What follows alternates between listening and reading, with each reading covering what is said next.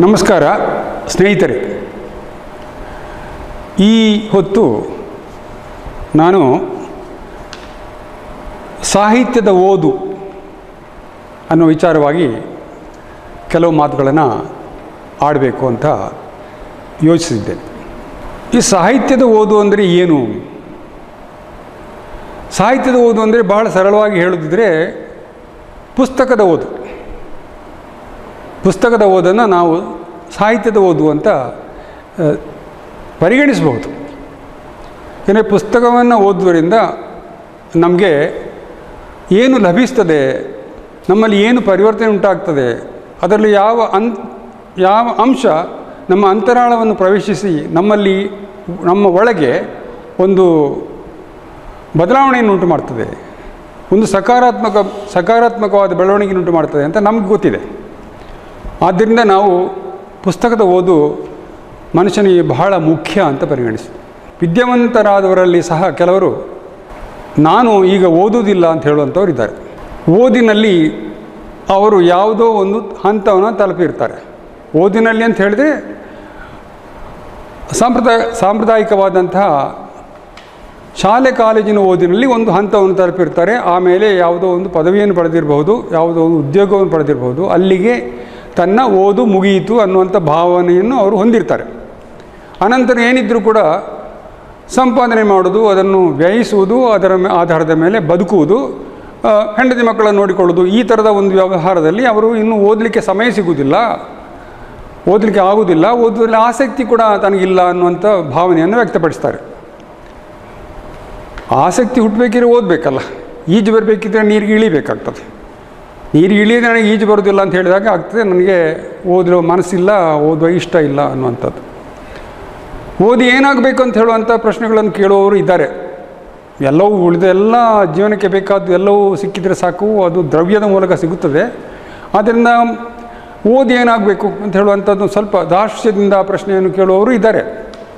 ಸಾಮಾನ್ಯವಾಗಿ ನಾವು ಬಹಳ ಕಾಲದಿಂದ ಕೇಳ್ತಾ ಇದ್ದೇವೆ, ಸಾಹಿತ್ಯದಲ್ಲಿ ಎರಡು ರೀತಿಯ ಒಂದು ವರ್ಗೀಕರಣ ಮಾಡ್ತಾರೆ.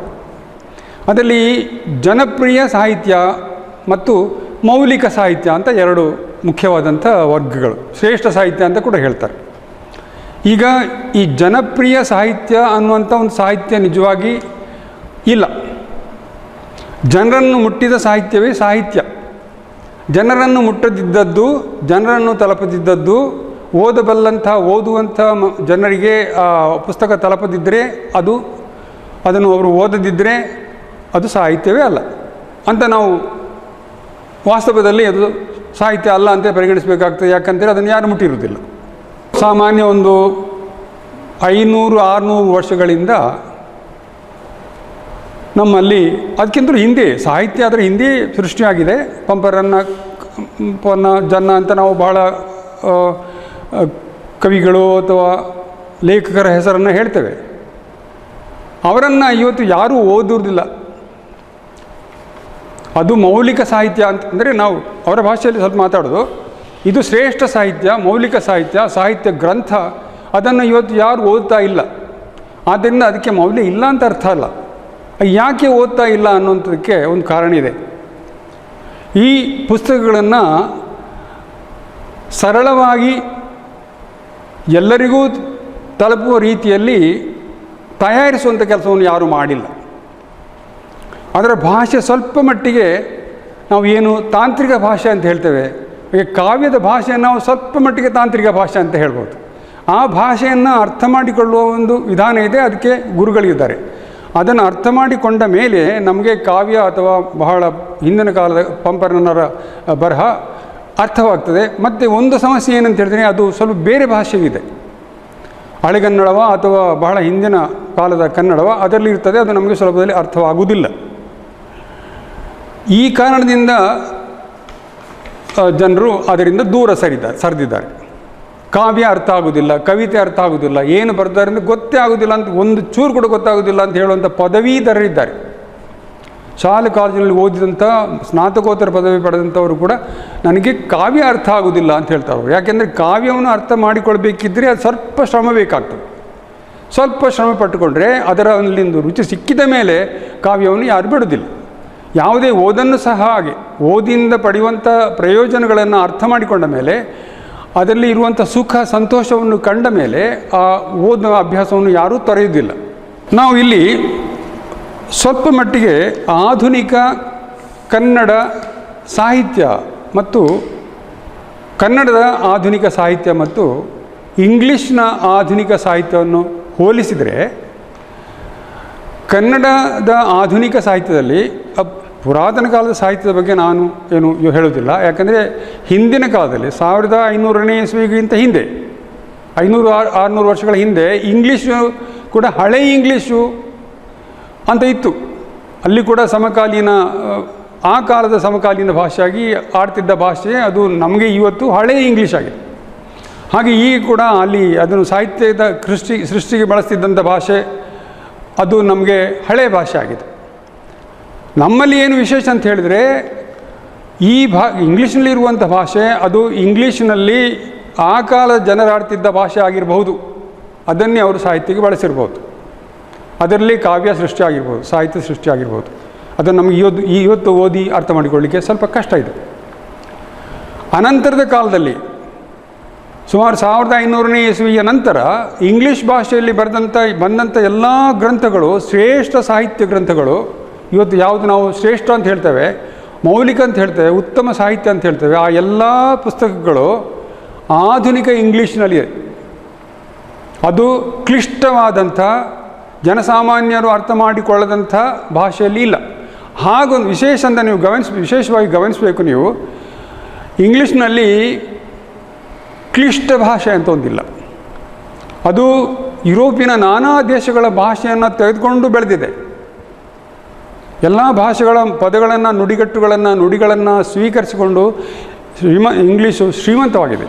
ಅದೇ ರೀತಿ ನಮ್ಮ ಕನ್ನಡ ಭಾಷೆ ಕೂಡ ಅದೇ ರೀತಿ ಶ್ರೀಮಂತವಾಗಬೇಕು. ಅದು ಕನ್ನಡದೊಟ್ಟಿಗೆ ಇಂಗ್ಲೀಷನ್ನು ಬಳಕೆ ಮಾಡಿ ಮಾತಾಡೋದರಿಂದ ಕನ್ನಡ ಭಾಷೆ ಶ್ರೀಮಂತವಾಗುವುದಿಲ್ಲ. ಕನ್ನಡ ಭಾಷೆ ಶ್ರೀಮಂತವಾಗಬೇಕಿದ್ರೆ ಇಂಗ್ಲೀಷ್ ಪದವನ್ನು ಕನ್ನಡೀಕರಿಸಿ ನಾವು ಬಳಸಬೇಕು. ಎಷ್ಟೋ ಪದಗಳನ್ನು ನಾವು ಕನ್ನಡೀಕರಿಸಿಕೊಂಡಿದ್ದೇವೆ. ಎಷ್ಟೋ ಕನ್ನಡ ಪದಗಳನ್ನು ಕೂಡ ಇಂಗ್ಲೀಷಲ್ಲಿ ತಗೊಂಡಿದ್ದಾರೆ, ಇಂಗ್ಲೀಷ್ನಲ್ಲಿದೆ. ಈ ರೀತಿ ಇನ್ನೊಂದು ಭಾಷೆಯ ಶಬ್ದಗಳನ್ನು ತೆಗೆದುಕೊಂಡು ನುಡಿಗಳನ್ನು ತೆಗೆದುಕೊಂಡು ಅದರಲ್ಲಿ ನಮ್ಮಲ್ಲಿ ಬಳಕೆ ಮಾಡಿ ನಮ್ಮ ಭಾಷೆಯ ಪದಗಳನ್ನಾಗಿ ಮಾಡಿದರೆ ನಮ್ಮ ಭಾಷೆ ಶ್ರೀಮಂತವಾಗ್ತದೆ. ನಿಜವಾಗಿ ಇಂಗ್ಲೀಷ್ ಶ್ರೀಮಂತವಾದದ್ದು ಹಾಗೆ. ಇಂಗ್ಲೀಷ್ನ ಮೂಲ ಶಬ್ದಗಳಿರುವುದು ಇಂಗ್ಲೀಷ್ನಲ್ಲಿ ಬರೀ ಒಂದು 20% ಇರ್ಬೋದು. ಉಳಿದ ಶಬ್ದಗಳೆಲ್ಲ ಬೇರೆ ಭಾಷೆಗಳಿಂದಲೇ ಬಂದದ್ದು, ಯುರೋಪಿನ ಬೇರೆ ಬೇರೆ ಭಾಗಗಳಿಂದ ಬಂದ ಶಬ್ದಗಳು. ಈ ರೀತಿ ನಮ್ಮ ಭಾಷೆಯನ್ನು ನಾವು ಬೆಳೆಸಲಿಕ್ಕೆ ಆ ರೀತಿ ಸಾಧ್ಯ ಇದೆ. ನಮ್ಮ ಆಧುನಿಕ ಕನ್ನಡವನ್ನು ಮತ್ತು ಆಧುನಿಕ ಇಂಗ್ಲೀಷ್ ಭಾಷೆಯನ್ನು ಹೋಲಿಸಿದರೆ ನೀವು ಇಂಗ್ಲೀಷ್ನಲ್ಲಿರುವ ಯಾವ ಪುಸ್ತಕವನ್ನು ಕೂಡ ಓದ್ಬೋದು. ನೀವು ಅವನು ನೊಬೆಲ್ ಪ್ರೈಸ್ ಪಡೆದವನಾಗಿರ್ಬೋದು, ಅಥವಾ ಬೂಕರ್ ಪಡೆದವನಾಗಿರ್ಬೋದು, ಅಥವಾ ಬೇರೆ ಯಾವುದೋ ಅದ್ಭುತವಾದಂಥ ಒಂದು ದೊಡ್ಡ ಒಂದು ಪ್ರಶಸ್ತಿಯನ್ನು ಪಡೆದವನಾಗಿರ್ಬೋದು. ಆತನ ಪುಸ್ತಕಕ್ಕೂ ಒಂದು ಸಾಮಾನ್ಯ ಒಂದು ಲೇಖಕನ ಪುಸ್ತಕ, ಒಂದು ಕಾದಂಬರಿಕಾರನ ಪುಸ್ತಕಕ್ಕೂ ಏನು ಭಾಷೆಯಲ್ಲಿ ವ್ಯತ್ಯಾಸ ಇಲ್ಲ. ಕೆಲವು ಕಷ್ಟ ಪದಗಳಿರ್ಬೋದು, ಅದಕ್ಕೆ ನಾವು ಅರ್ಥಕೋಶವನ್ನು ಇಟ್ಟುಕೊಂಡು ನಾವು ಬೇಕಿದ್ರೆ ಅರ್ಥವನ್ನು ನೋಡಿಕೊಳ್ಬೋದು. ಭಾಷೆ ಒಂದೇ. ನಮ್ಮಲ್ಲಿ ಏನಾಗಿದೆ ಅಂತ ಹೇಳಿದರೆ ಕೆಲವು ಪಂಡಿತರೆನಿಸಿಕೊಳ್ಳುವಂಥವರು ಅಥವಾ ಕವಿಗಳಲ್ಲಿ ಕೆಲವು ಪಂಡಿತರಾದವರು ಒಂದು ಕ್ಲಿಷ್ಟವಾದ ಭಾಷೆಯಲ್ಲಿ ಬರೆಯುತ್ತಾ ಇದು ಸಾಮಾನ್ಯರಿಗೆ ಅರ್ಥವಾಗುವುದಿಲ್ಲ ಅಂತ ಒಂದು ತೀರ್ಮಾನ ಮಾಡಿದರು. ಮತ್ತು ಸಾಮಾನ್ಯವಾಗಿ ಸಾಮಾನ್ಯರಿಗೆ ಅರ್ಥವಾಗಬಾರ್ದು. ನೇರ ನುಡಿಯಲ್ಲಿ ಕಾವ್ಯ ಇರುವುದಿಲ್ಲ ಅಂತ ಒಬ್ಬರು ಹೇಳಿದ್ದಾರೆ. ನೇರ ನುಡಿ ಅಂದರೆ ಸರಳವಾದಂಥ ನೇರವಾಗಿ ಅರ್ಥವಾಗುವಂಥ ಭಾಷೆಯ ನುಡಿ. ಇದರಲ್ಲಿ ಕಾವ್ಯ ಇರುವುದಿಲ್ಲ. ಕಾವ್ಯ ಇರಬೇಕಿದ್ರೆ ಕ್ಲಿಷ್ಟವಾಗಿರಬೇಕು, ಅದು ಬಹಳ ಜಟಿಲವಾಗಿರಬೇಕು, ಅದು ಸ್ವಲ್ಪ ಅರ್ಥ ಆಗದಿರುವಂಥ ರೀತಿಯಲ್ಲಿ ಇರಬೇಕು ಅಂತ ಹೇಳುವಂಥ ಭಾವನೆಯನ್ನು ಹೊಂದಿ ಆ ರೀತಿ ಹೇಳುವುದು ಮಾತ್ರ ಅಲ್ಲ, ತಮ್ಮ ರಚನೆಯನ್ನು ಕೂಡ ಅದೇ ಥರದ ಭಾಷೆಯಲ್ಲಿ ಮಾಡಿದ್ದರಿಂದ ಜನಸಾಮಾನ್ಯರು ಅಂಥ ಸಾಹಿತ್ಯದಿಂದ ದೂರ ಸರಿಯಲಿಕ್ಕೆ ಒಂದು ಕಾರಣ ಅರ್ಥ ಆಗುವುದಿಲ್ಲ ಎನ್ನುವಂಥ ಒಂದು ಮಾತು. ಕಾವ್ಯ ಅರ್ಥ ಆಗುವುದಿಲ್ಲ ಅಂತ ಹೇಳುವಂಥದ್ದು ಬೇರೆ ಒಂದು ಸಂಗತಿ. ಅದು ಕಾವ್ಯ ಅರ್ಥವಾಗಲಿಕ್ಕೆ ಇರುವಂಥದ್ದಲ್ಲ, ಅದು ಸಂವೇದನೆಯನ್ನು ಉಂಟು ಮಾಡಲಿಕ್ಕೆ ಇರುವಂಥದ್ದು. ನಮ್ಮೊಳಗೆ ಒಂದು ಪರಿವರ್ತನೆ, ನಮ್ಮ ಅಂತರಾಳವನ್ನು ಹೊಕ್ಕು ಅಲ್ಲಿ ಒಂದು ಪರಿವರ್ತನೆಯನ್ನು ಉಂಟು ಮಾಡುವಂಥ ಸಾಮರ್ಥ್ಯ ಇದೆ ಕಾವ್ಯಕ್ಕೆ. ಆ ಕಾವ್ಯದ ಉಪಯೋಗ ಬೇರೆ. ನಾನು ಬರೀ ಭಾಷೆ ಬಗ್ಗೆ ಹೇಳ್ತಾ ಇದ್ದೇನೆ. ಹೀಗೆ ಆ ಭಾಷೆಯಲ್ಲಿ ನಾವು ಇಂದಿನ ಜನರ ಭಾಷೆಯಲ್ಲೇ ನಾವು ಅದು ಸಮೃದ್ಧವಾದಂಥ ಶ್ರೇಷ್ಠವಾದಂಥ ಉತ್ಕೃಷ್ಟವಾದಂಥ ಸಾಹಿತ್ಯ ಕೃತಿಯನ್ನು ಮಾಡ್ಬೋದು. ಸಾಹಿತ್ಯ ಇಂದಿನ ಭಾಷೆಯಲ್ಲೇ ಸೃಷ್ಟಿಯಾಗಬೇಕು. ಇಂದಿನ ಭಾಷೆಯಲ್ಲಿ ಸೃಷ್ಟಿಯಾಗಿ ಅದು ಶ್ರೇಷ್ಠವಾಗಿ ಶುದ್ಧವಾಗಿ ಎಲ್ಲರಿಗೂ ತಲುಪುವಂಥ ವಿಷಯಗಳನ್ನೊಳಗೊಂಡು ವಿಚಾರಗಳನ್ನೊಳಗೊಂಡು ಇದ್ದರೆ ಜನರೆಲ್ಲರೂ ಅದನ್ನು ಓದ್ತಾರೆ, ಜನರೆಲ್ಲರೂ ಅದನ್ನು ಇಷ್ಟಪಡ್ತಾರೆ, ಆ ಪುಸ್ತಕವನ್ನು ಕೊಂಡು ಓದ್ತಾರೆ. ಆಗ ಸಾಹಿತ್ಯವೇ ಜನಪ್ರಿಯ ಆಗ್ತದೆ. ಜನಪ್ರಿಯ ಸಾಹಿತ್ಯ ಒಂದು ಪ್ರಕಾರ ಅಲ್ಲ, ಸಾಹಿತ್ಯವನ್ನೇ ಹೆಚ್ಚು ಜನಪ್ರಿಯಗೊಳಿಸಬೇಕು. ಎಲ್ಲ ಉತ್ತಮ ಸಾಹಿತ್ಯವನ್ನು ಜನಪ್ರಿಯಗೊಳಿಸಬೇಕು. ನೀವು ಇಂಗ್ಲೀಷ್ನಲ್ಲಿ ಸಹ ಒಂದು ಮನೋರಂಜಕ ಸಾಹಿತ್ಯ ಅಂತಿದೆ, ಕೇವಲ ಮನೋರಂಜನೆಗಾಗಿ. ಅದನ್ನು ನಾವು ಸಾಹಿತ್ಯದ ಪರಿಧಿಯೊಳಗೆ ತರೋದೇ ಇಲ್ಲ, ಸಾಹಿತ್ಯದ ಕಕ್ಷೆಯೊಳಗೆ ಅದನ್ನು ನಾವು ತರೋದಿಲ್ಲ. ಮನೋರಂಜಕ ಸಾಹಿತ್ಯ ನಮ್ಮಲ್ಲಿ ಸಹ ಅಂತ ಅಷ್ಟು ಸಾಹಿತ್ಯ ಇದೆ. ಮನೋರಂಜಕ ಸಾಹಿತ್ಯ ಅಂತ ಹೇಳುವಂಥ ಸಾಹಿತ್ಯ ಸೃಷ್ಟಿ ಬೇಕಾದಷ್ಟು ಆಗಿದೆ. ಆದರೆ ಮನೋರಂಜಕ ಸಾಹಿತ್ಯಕ್ಕೆ ಕೂಡ ಅದಕ್ಕೂ ಒಂದು ಸಾಮರ್ಥ್ಯ ಇದೆ, ಅದಕ್ಕೂ ಒಂದು ಪಾತ್ರ ಇದೆ. ಏನಂತ ಹೇಳಿದ್ರೆ ಅದು ಓದುಗರನ್ನು ಸೃಷ್ಟಿಸ್ತದೆ. ಭಾಷೆಯನ್ನು ಸುಲಲಿತವಾಗಿ ಆಡುವಂಥ ಒಂದು ಅವಕಾಶ, ಸುಲಲಿತವಾಗಿ ಓದಿ ಅರ್ಥ ಮಾಡಿಕೊಳ್ಳುವಂಥ, ಸುಲಲಿತವಾಗಿ ಆಡುವಂಥ ಒಂದು ಸಾಮರ್ಥ್ಯ ಜನರಿಗೆ ಸಿಗುವಂತೆ ಮಾಡ್ತದೆ. ಆದ್ದರಿಂದ ಭಾಷೆಯನ್ನು, ಸಾಹಿತ್ಯವನ್ನು ಜನಪ್ರಿಯಗೊಳಿಸಬೇಕು. ಸಾಹಿತ್ಯವನ್ನು, ಭಾಷೆಯನ್ನು ಜನಪ್ರಿಯಗೊಳಿಸಬೇಕು. ಜನಪ್ರಿಯಗೊಳಿಸಿದರೆ ನಾವು ಆ ಮಾಧ್ಯಮ ಆಗಬೇಕು, ಈ ಮಾಧ್ಯಮ ಆಗಬೇಕು, ಚಿಂತನೆಗೆ ಈ ಮಾಧ್ಯಮ ಒಳ್ಳೆಯದು, ಚಿಂತನೆಗೆ ಆ ಮಾಧ್ಯಮ ಒಳ್ಳೆಯದು ಅಂತ ಹೇಳುವಂಥದ್ದು, ಅಥವಾ ಬದುಕಿನಲ್ಲಿ ಮೇಲಕ್ಕೆ ಬರಬೇಕಿದ್ರೆ, ಬದುಕಿನಲ್ಲಿ ಏನೋ ಸಾಧಿಸಬೇಕಿದ್ರೆ ಇಂಗ್ಲೀಷ್ ಮಾಧ್ಯಮದಲ್ಲಿ ಓದಬೇಕು ಅಂತ ಹೇಳುವಂಥ ಒಂದು ಹೈಕೋರ್ಟಿನಿಂದ ಬಂದಂಥ ತೀರ್ಪನ್ನು ನೀವು ಕೇಳಿರ್ಬೋದು. ನನಗೆ ಬಹಳ ಆಶ್ಚರ್ಯವಾಗ್ತದೆ, ಇದು ಹೈಕೋರ್ಟ್ಗೆ ಇದನ್ನು ಹೇಳುವಂಥ ಪರಿಣತಿ ಕೂಡ ಇದೆಯಾ ಅಂತ. ಇದು ಜನರಿಂದ ಬರಬೇಕಾದಂಥ ಒಂದು ವಾದ, ಜನರಿಂದ ಬರಬೇಕಾದಂಥ, ಮೂಡಿ ಬರಬೇಕಾದಂಥ ಅಭಿಪ್ರಾಯ. ಮಕ್ಕಳು ಏನು ಓದಬೇಕು ಅನ್ನುವಂಥದ್ದನ್ನು, ಯಾವ ಮಾಧ್ಯಮದಲ್ಲಿ ಓದಬೇಕು ಅನ್ನೋದನ್ನು ಅರ್ಥ ಮಾಡಿಕೊಂಡು, ಅದು ಯಾಕೆ ಈ ಮಾಧ್ಯಮದಲ್ಲಿ ಓದಬೇಕು, ಯಾಕೆ ಕನ್ನಡ ಮಾಧ್ಯಮದಲ್ಲೇ ಓದಬೇಕು ಅನ್ನೋದನ್ನು ಅರ್ಥ ಮಾಡಿಕೊಂಡು ಮಗುವಿಗೆ ಆ ಕನ್ನಡವನ್ನು ಓದಿಸಬೇಕು. ಅದ್ರ ಜೊತೆಯಲ್ಲಿ ಇಂಗ್ಲೀಷ್ ಇರಲಿ, ಫ್ರೆಂಚ್ ಇರಲಿ, ಎಷ್ಟು ಭಾಷೆಗಳನ್ನು ಕೂಡ ಕಲೀಲಿ ಮಗು. ಇಂಗ್ಲೀಷ್ ಕೂಡ ಕಲೀಲಿ, ಭಾಳ ಒಳ್ಳೆಯದು. ಇಂಗ್ಲೆಂಡಿಗೆ ಹೋದರೆ ಆರಾಮವಾಗಿ ಇಂಗ್ಲೆಂಡಲ್ಲಿ ಓಡಾಡ್ಬೋದು ಮಗುವಿಗೆ. ಇಂಗ್ಲೆಂಡ್ನವ ಕನ್ನಡ ನಾಡಿಗೆ ಬಂದರೆ ಅವನಿಗೆ ಏನರ್ಥ ಆಗೋದಿಲ್ಲ. ಅಮೆರಿಕದವನು ಕನ್ನಡ ನಾಡಿಗೆ ಬಂದರೆ ಏನೂ ಅವನಿಗೆ ಅರ್ಥ ಆಗೋದಿಲ್ಲ. ನಾವು ಎಲ್ಲಿ ಹೋದರೂ ಕೂಡ ನಾವು ಇಂಗ್ಲೀಷ್ನಲ್ಲಿ ಮಾತಾಡ್ತೇವೆ. ಇರಲಿ, ಇಂಗ್ಲೀಷ್ ಬೇಕು. ಆದರೆ ಮಗುವಿಗೆ ಸಾಧ್ಯವಾದರೆ ಇದು ಕೂಡ ಸಾಧ್ಯ. ಮಗು ಸಾಮಾನ್ಯವಾಗಿ ನಾವು ಹೇಳ್ತಾರೆ ಚಿಂತನೆ ನಡೆಯುವುದು ಮಾತೃಭಾಷೆಯಲ್ಲಿ ಅಂತ. ಆದರೆ ಇಂಗ್ಲೀಷನ್ನು ಕೂಡ ಮಾತೃಭಾಷೆಯ ಮಟ್ಟಿಗೆ ಅದನ್ನು ಆಡುವಂಥ ಮತ್ತು ಓದಿ ಅರ್ಥ ಮಾಡಿಕೊಳ್ಳುವಂಥ ಸಾಮರ್ಥ್ಯವನ್ನು ಒಂದು ವಿದ್ಯಾರ್ಥಿ ಪಡೆದರೆ ಆತ ಇಂಗ್ಲೀಷ್ನಲ್ಲಿ ಕೂಡ ಯೋಚನೆ ಮಾಡ್ಬೋದು. ಸರ್ವಪಳ್ಳಿ ರಾಧಾಕೃಷ್ಣನ್ ಇಂಗ್ಲೀಷ್ನಲ್ಲಿ ಚಿಂತನೆ ಮಾಡ್ತಿದ್ರು. ಅದೇ ಥರ ಎಷ್ಟೋ ಮಂದಿ ಇವತ್ತು ಕೂಡ ಭಾಳ ಮಂದಿ ಇದ್ದಾರೆ. ನೀವು ದೂರದರ್ಶನದಲ್ಲಿ ನೋಡಿದರೆ ಎಷ್ಟು ಅದ್ಭುತವಾಗಿ ಇಂಗ್ಲೀಷ್ನಲ್ಲಿ ಮಾತಾಡ್ತಾರೆ ಭಾರತೀಯರು. ಆ ಇಂಗ್ಲೀಷ್ನಲ್ಲೇ ಚಿಂತನೆ ಮಾಡ್ತಾರೆ ಅವರು. ಇಂಗ್ಲೀಷ್ನಲ್ಲಿ ಚಿಂತನೆ ಮಾಡಲಿಕ್ಕೆ ಬರೋದಿಲ್ಲ, ಮಾತೃಭಾಷೆಯಲ್ಲಿ ಆಗಬೇಕು, ಅವನು ಹಿಂದಿಯಲ್ಲಿ ಚಿಂತನೆ ಮಾಡಬೇಕಂತ ಏನಿಲ್ಲ.